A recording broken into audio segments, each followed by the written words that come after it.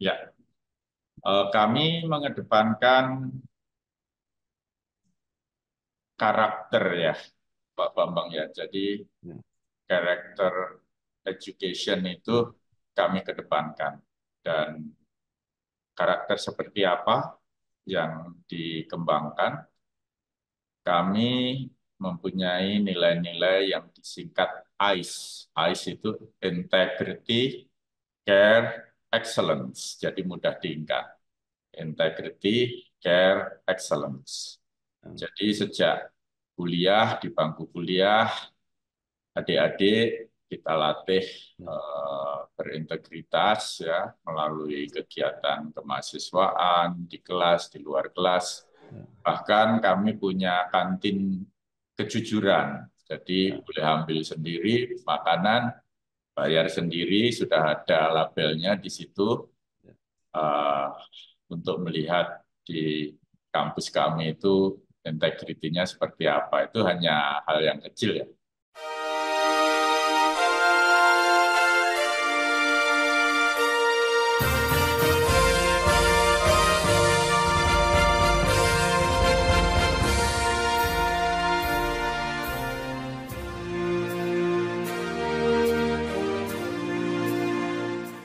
Bersama saya Bambang Sadiono di kanal Inspirasi untuk Bangsa. Mudah-mudahan kanal ini selalu bisa memberi inspirasi, motivasi, dan edukasi.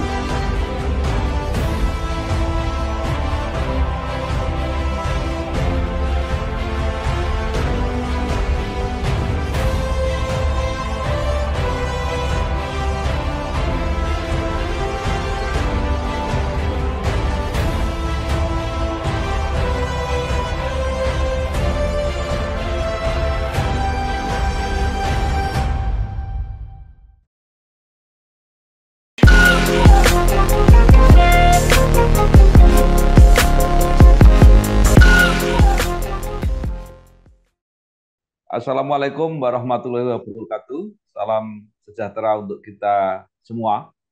Bersama saya Bambang Sadiono di kanal Inspirasi untuk Bangsa. Mudah-mudahan kanal ini selalu bisa memberi inspirasi, motivasi, dan edukasi.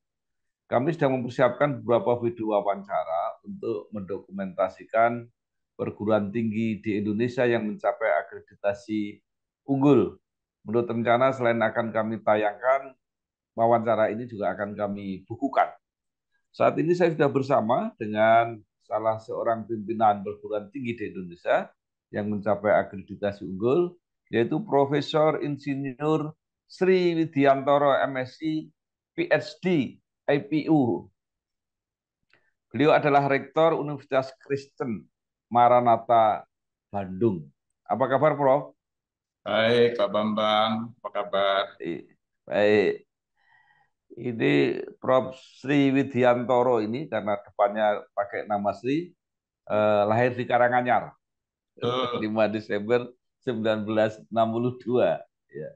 benar. Jadi kalau pakai Sri itu kalau enggak Karanganyar, Sragen, Wonogiri itu banyak yang depannya pakai Sri, Bro. Orang Menyelesaikan S1 di Geofisika dan Meteorologi ITB dan S2 di Geophysical Institute Kyoto University Jepang dan S3 di Australian National University.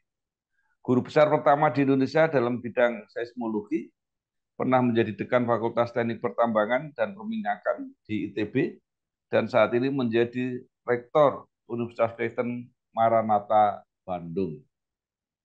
Prof. Sri mungkin bisa ditambahkan, diceritakan perjalanan karir yang mungkin terlewat atau bagian-bagian yang menarik yang bisa diceritakan. Silakan, Prof.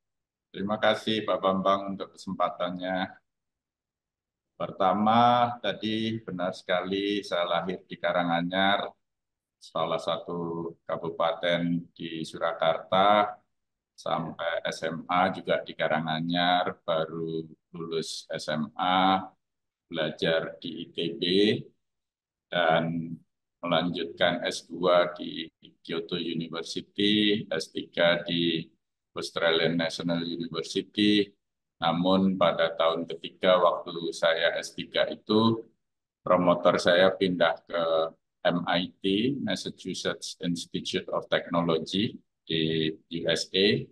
Jadi saya menyelesaikan bagian akhir dari PhD program saya di MIT, terus melanjutkan postdoc di Tokyo University dan tahun 1999 kembali mengajar di ITB. Demikian Pak Bambang.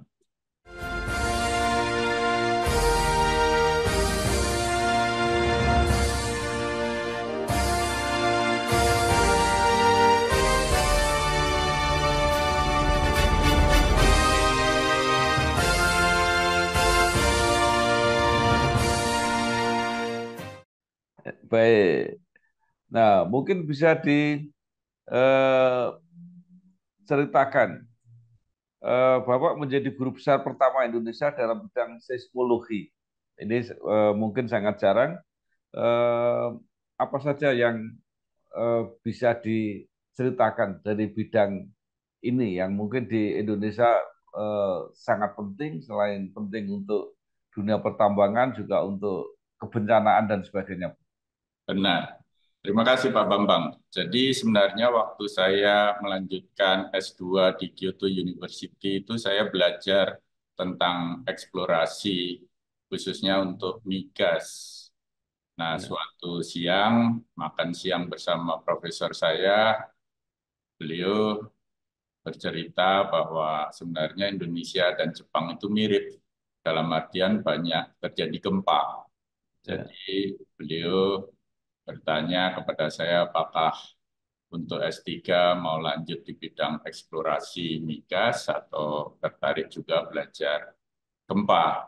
Nah, dari situ ya, sebenarnya awalnya Pak Bambang. Jadi waktu S3 saya mulai tertarik untuk mempelajari gempa bumi dan memang aplikasinya juga bisa untuk pertambangan maupun perminyakan karena bidang khusus saya itu tentang tomografi seperti CT scanning, computerized tomographic scanning yang di kedokteran sudah sangat maju, itu bisa diaplikasikan di bidang saya di kebumian. Demikian sebenarnya ceritanya dan sampai sekarang ya jadi menekuni tentang kegempaan, bahkan potensi tsunami, seperti tahun 2020 ya, saya menulis tentang ya, potensi tsunami di selatan Jawa yang bisa ya, ketinggiannya 20 meter. Waktu itu menjadi viral ya. Nah, itu ya, hasil penelitian kami. Dan sejak tahun 2020, kebetulan saya dipercaya untuk menjadi ketua Pusat ya. Studi Gempa Bumi Nasional atau PUSGEN. Nah, itu sebenarnya asal mulanya saya belajar gempa, Pak Bambang. Iya, ini sedikit anu aja, bercanda sedikit. Jadi Ya, kalau di Indonesia pernah terjadi kalau memberikan prediksi soal gempa, hmm. itu bukan dianggap warning kewaspadaan, tapi dianggap menakut-nakuti. Gimana, Bro? Ya, ya, ya. Ya, Sebenarnya memang gempa belum bisa diprediksi seperti fenomena lain, misalnya hujan. Ya, ya, hujan ya, kan sering bisa diprediksi sebelumnya, itu pun ya, dengan probabilitas berapa persen. Kalau gempa, apalagi gempa tektonik itu sebenarnya di dunia, saya belajar tadi ke Jepang, ke Australia, ke Amerika, ya, profesor saya saja juga belum bisa. Jadi memang sebenarnya yang kami sampaikan itu bukan prediksi, tetapi ya. potensi daerah mana Hmm, yang ke depan akan terjadi gempa besar, kalau di laut, di mana akan disertai tsunami dan sebagainya, Pak ya. Bambang.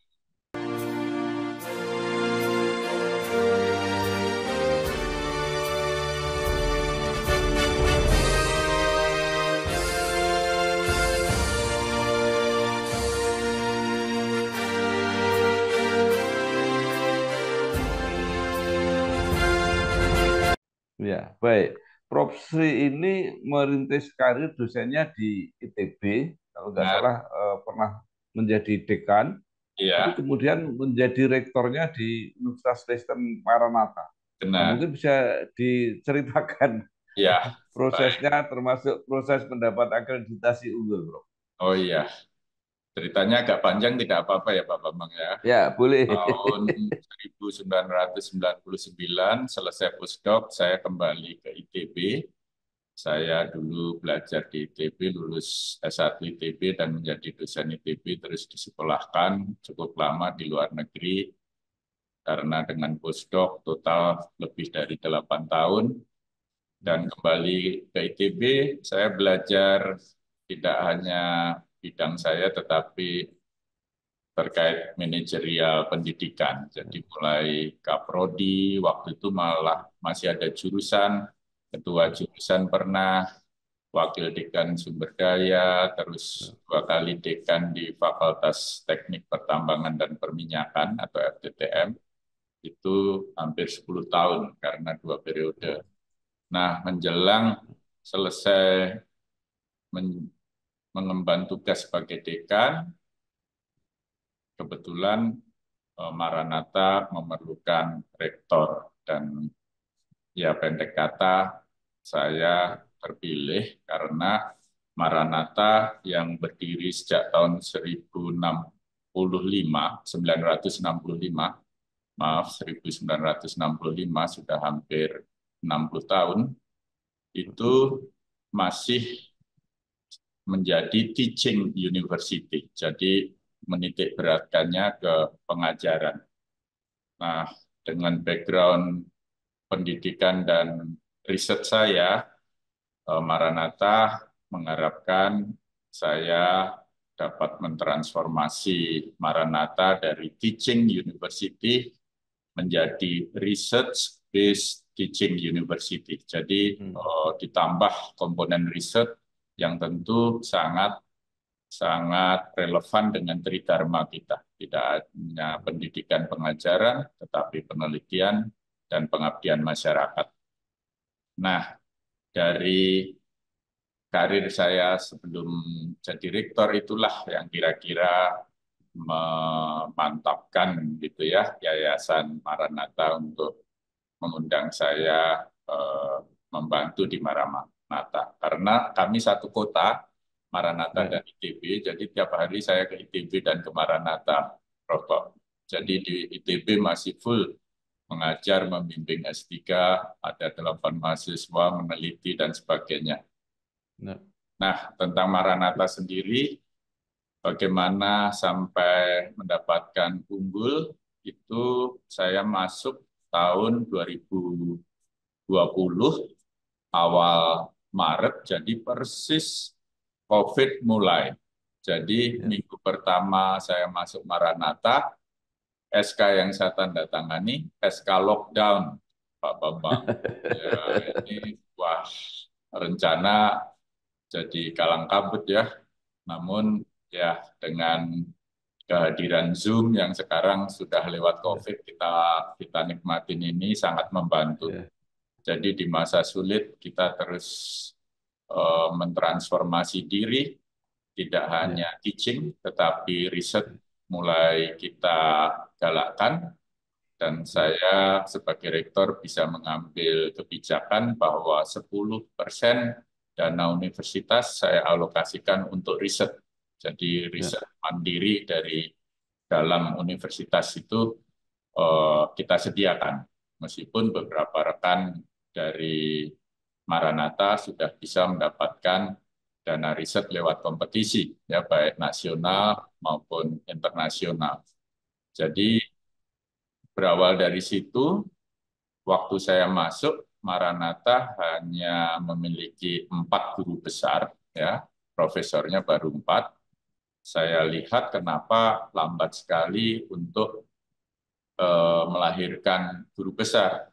Ternyata poin untuk atau angka kredit bagian riset penelitian yang kurang. Nah, dengan kebijakan tadi kita sediakan dana internal selain dana dari eksternal terus diusahakan oleh rekan-rekan.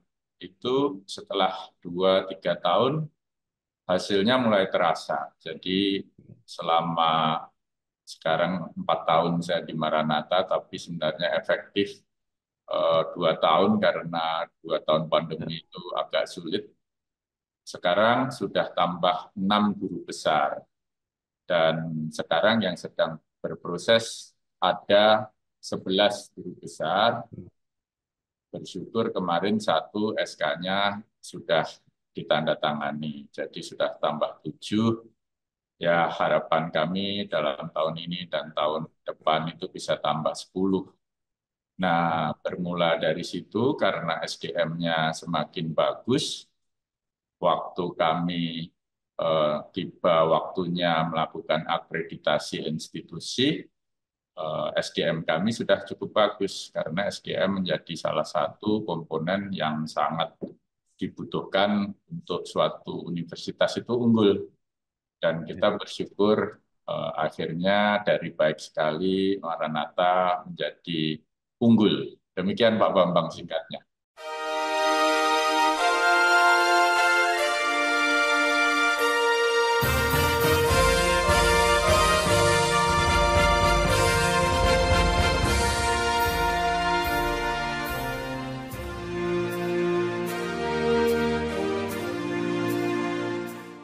Ya, baik. Nah, akreditasi unggul ini kalau diproyeksikan ke student body jadinya seperti apa, Prof? Jadi artinya Ya, mungkin ke mahasiswa, ke proses belajar mengajar, bahkan sampai ke alumni itu ya, mungkin terdampak dari ini. ya, benar Pak Bambang. Jadi waktu COVID itu kan banyak universitas yang mengalami penurunan penurunan jumlah mahasiswa baru ya, Pak ya.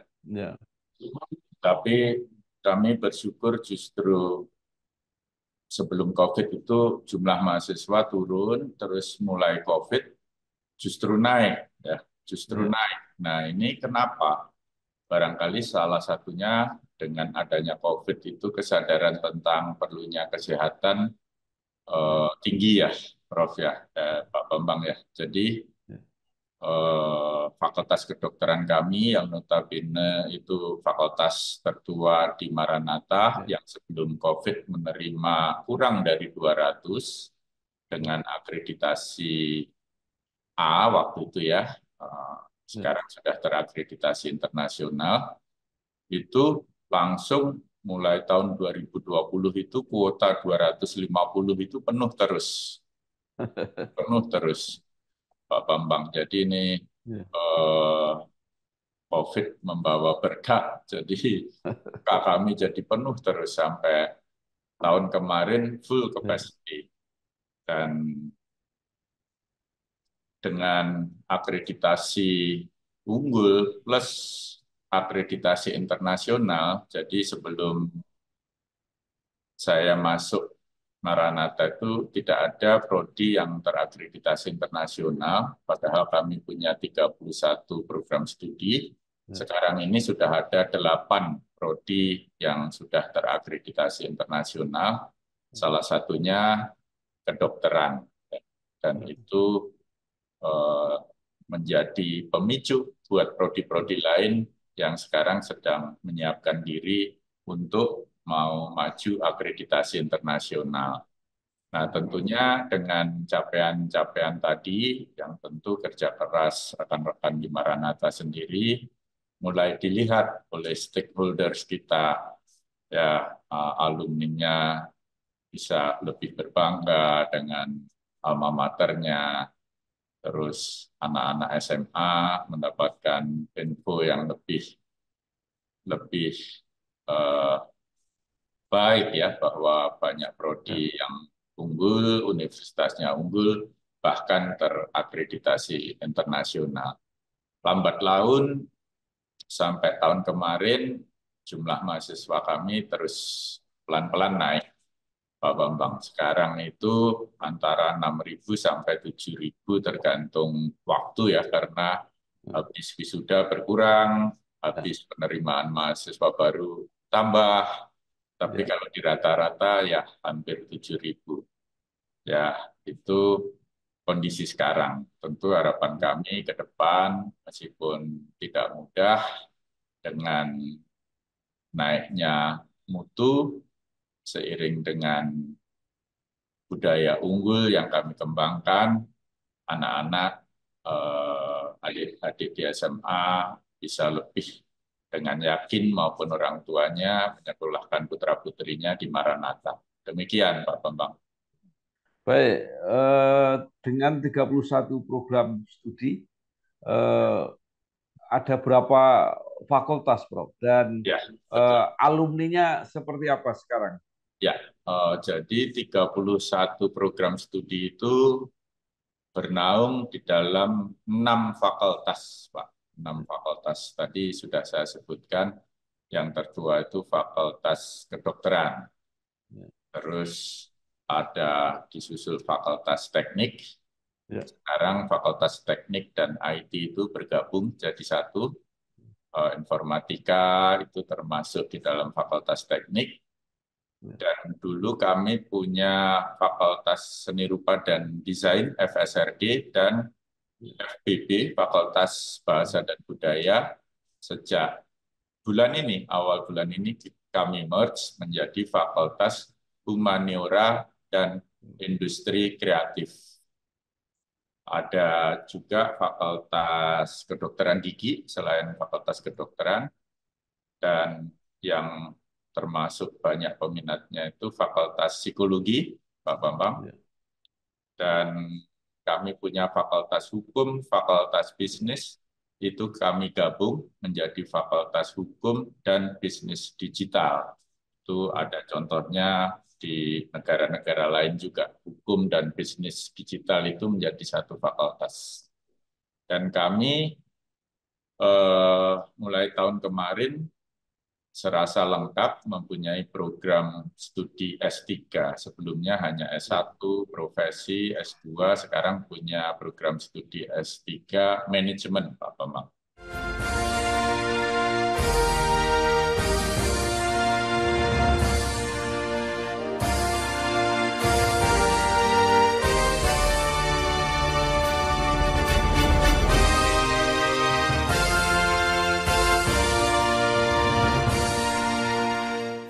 Baik, Prof.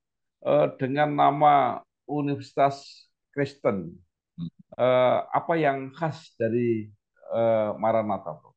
Ya, kami mengedepankan karakter ya, Pak Bambang ya. Jadi Ya, karakter education itu kami kedepankan. Dan karakter seperti apa yang dikembangkan, kami mempunyai nilai-nilai yang disingkat ICE. ICE itu Integrity, Care, Excellence. Jadi mudah diingat. Integrity, Care, Excellence. ya, Jadi sejak kuliah, di bangku kuliah, adik-adik kita latih ya, berintegritas ya melalui kegiatan kemahasiswaan di kelas, di luar kelas. ya, Bahkan kami punya kantin kejujuran. Jadi ya, boleh ambil sendiri makanan, bayar sendiri, sudah ada labelnya di situ ya, uh, untuk melihat di kampus kami itu integritinya seperti apa. Itu hanya hal yang kecil ya. ya, Tapi ya luar biasa, kantin ya, kejujuran itu kok kok ada SHU-nya, berarti anak-anak ini jujur begitu. Kalau cuma ya. ngambilin nggak bayar kan repot juga Pak Bambang. Itu nggak ada yang mengawasi, nggak ada CCTV.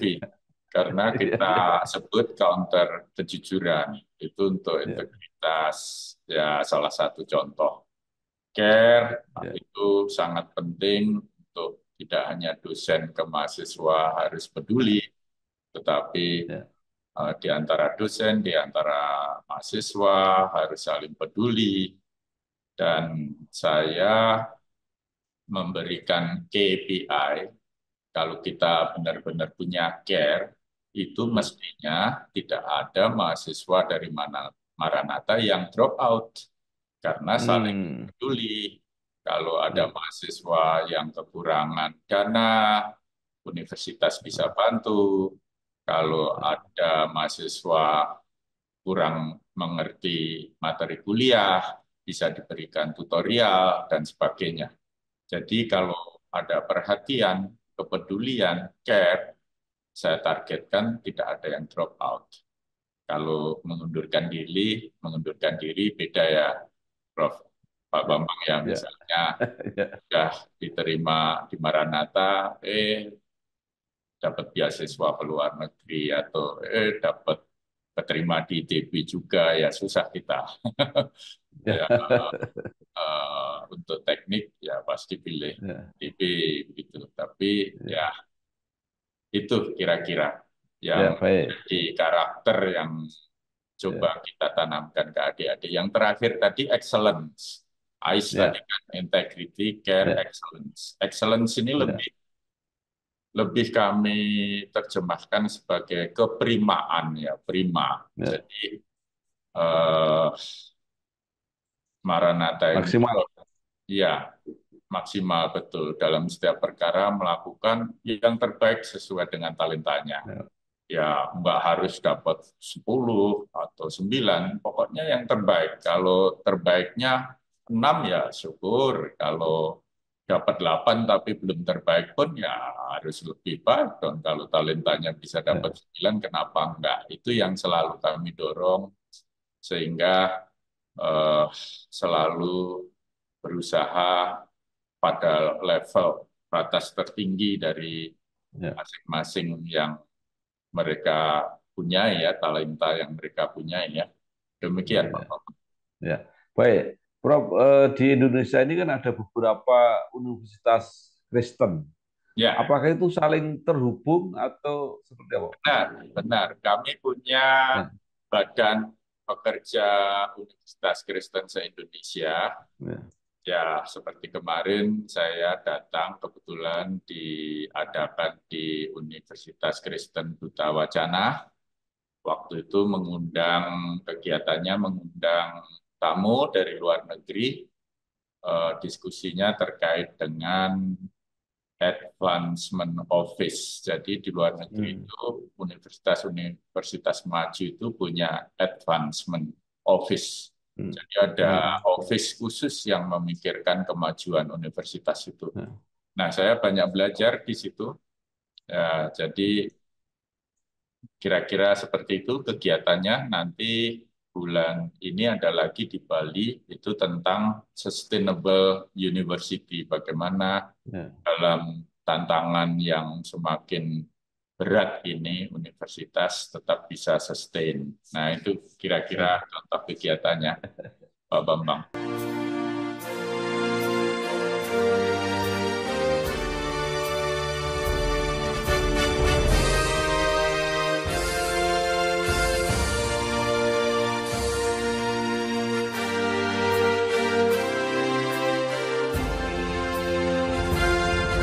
Baik.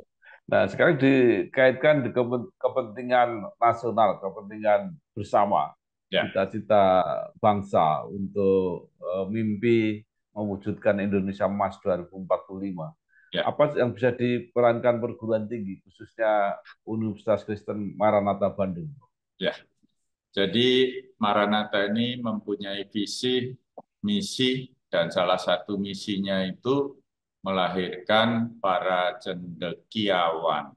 Nah, ini tentunya menjadi pekerjaan mulia, bagaimana dalam proses belajar itu tidak hanya menyiapkan skill anak-anak, pengetahuan anak-anak, tetapi terlebih dari itu karakter ya, Pak Bambang ya. Saya yakin kalau anak punya karakter kuat, anaknya jujur, rajin, mau terus belajar, nah itu kita bisa berpartisipasi pada skala nasional, bahkan tidak mungkin lebih luas dari nasional dengan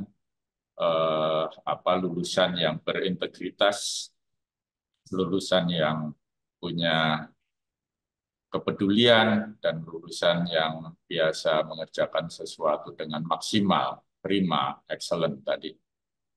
Itu yang terus kami kerjakan dan semoga misi ini dapat terlaksana dan Maranatha juga turut aktif dalam membangun Indonesia, khususnya menyiapkan SDM untuk 2045 Indonesia Emas. Ya. Baik. Ya, terakhir Prof, Universitas Kristen Maranatha ini termasuk sampai sekarang ini jumlahnya 105 perguruan tinggi akreditasi unggul dari sekitar 4.500-an perguruan tinggi. Nah, tetapi nanti status unggul ini untuk institusi itu kelihatannya akan ditiadakan. Artinya walaupun tetap ada apa scoring dan sebagainya. Ya, Nah, mungkin ada saran atau pendapat apa sebenarnya makna eh, akreditasi, terutama kemudian akreditasi yang puncaknya adalah akreditasi unggul. ya. Ya, sebenarnya akreditasi tidak lain terkait dengan kualitas ya, Pak Bambang ya, Ya, untuk ya, menjaga mutu, untuk membudayakan mutu, ya budaya mutu di universitas. Dan kalau dilihat di luar negeri, waktu saya di luar negeri memang tidak ada itu unggul baik sekali baik. Jadi hmm, universitas itu ya statusnya terakreditasi ya, atau yang baru yang mungkin belum dapat akreditasi. Nah, ini saya lihat pemerintah menuju ke sana yang saya pikir ya, sangat relevan dengan perkembangan zaman. ya, Kalau untuk program studi di luar negeri juga ada itu akreditasi, biasanya dibedakan lama waktu mendapatkan akreditasinya. Kalau ya, dinilai program studi itu bagus, dia dikasih 6 tahun. Kalau hmm, sedang dikasih 4 tahun. Kalau belum bagus dikasih 2 tahun dulu. Jadi karena apa? Karena diharapkan mutu universitas ini terus meningkat. Jadi ada ya, monitoring untuk universitas yang memang perlu ya, lebih sering dimonitor. ya, Dan saya juga bersyukur bahwa pemerintah kita itu mengeluarkan SK atau permen waktu itu ya, saya lupa, ya, bahwa akreditasi internasional bisa menggantikan akreditasi nasional. ya, Artinya kalau ya, prodi sudah mendapatkan akreditasi internasional, tidak harus lagi melakukan proses akreditasi nasional. Saya pikir itu juga bagus. Kenapa? ya, Saya lebih berorientasi ke internasional karena kita sudah cukup lama memasuki globalisasi ya, Pak Bambang. ya, Globalisasi ya, ini tidak bisa kita bendung. Saya perhatikan ya, anak-anak sekarang, juga anak-anak saya itu sudah berbeda dengan zaman kita dulu, Pak Bambang. ya, Mereka itu ya. lebih seperti warga Dunia. internasional, bukan warga Indonesia saja. Benar, warga Ya, dunia. Jadi, ya, ya program studi kita harus berorientasi internasional. Nah, karena kita melayani anak-anak, adik-adik yang akan mengisi Indonesia Emas itu, bukan kita. Kita ya ya. kalau dikasih sehat, menyaksikan, kalau tidak kuat ya sudah kembali ke asal. Iya, Baik. Terima kasih sekali Profesor Insinyur Sri Widiantoro, MSc, PhD, IPU, ya. Rektor Universitas Kristen Maranatha Bandung. Banyak sekali yang sudah disampaikan. Mudah-mudahan ini menambah pengetahuan dan wawasan kita semua dan khususnya Universitas Kristen Maranatha Bandung bisa menjadi referensi apakah untuk bekerja sama atau untuk kuliah dan mudah-mudahan eh, terus berkembang. Sukses, Prof. Terima Terima kasih, kasih. Pak Bambang. Ya, Sukses. Ya, terima kasih. Assalamualaikum warahmatullahi wabarakatuh. Waalaikumsalam.